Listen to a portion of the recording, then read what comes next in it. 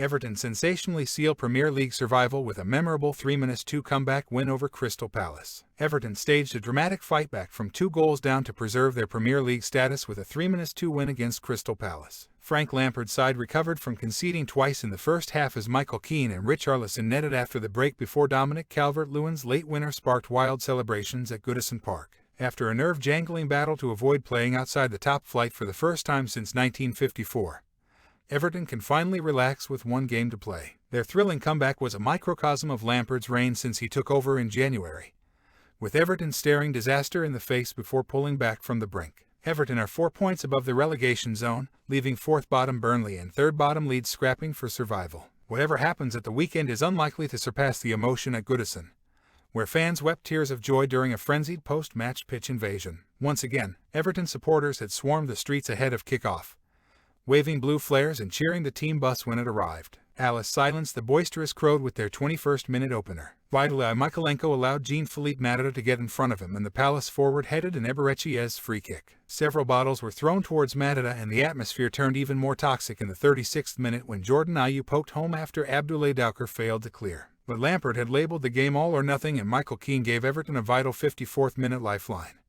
the defender applying the finishing touch from Mason Holgate's header. Revitalized, Everton laid siege to the Palace goal, and Richarlison hooked the equaliser past Jack Butland in the 75th minute.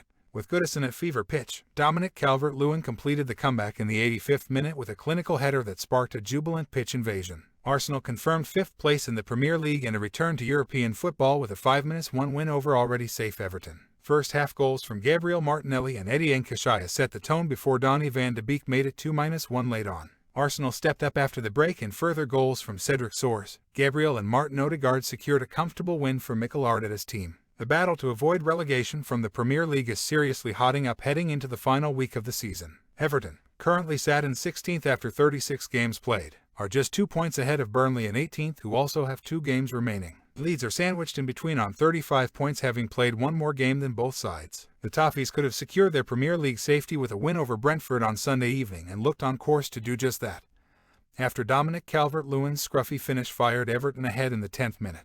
The game was drastically altered in the 18th minute, however, as Jared Branthwaite was sent off for a last-man challenge on Ivan Toney, immediately after Everton had a penalty claim waved away for a shirt pull on Richarlison. Ultimately, the Bees' numerical advantage proved too big an obstacle to overcome, with Thomas Frank's side eventually running out 3-2 winners at Goodison Park. After the 10 men of Everton were pegged back, Everton's Brazilian international Richarlison fired the Toffees ahead from the penalty spot before the break. Meanwhile, Burnley opened Sunday's Premier League action with a trip to Champions League chasing Tottenham. While it was always going to be an uphill task facing an ecstatic Spurs side following their emphatic North London derby triumph, the Clarets displayed some fine defending throughout the clash, their ultimate undoing a controversial penalty decision. The returning Davinson Sanchez attempted to flick a ball on in the box, brushing Ashley Barnes' arm before Harry Kane fired an attempt wide. While the referee had a clear view of the incident, VAR suggested a second look on the pitch-side monitor, a suggestion that often renders an inevitable conclusion. Harry Kane made no mistake from the penalty spot, and Spurs held out for an important 1-0 win in the context of their pursuit of a top-4 finish. While Burnley can take pride from their performance at the Tottenham Hotspur Stadium,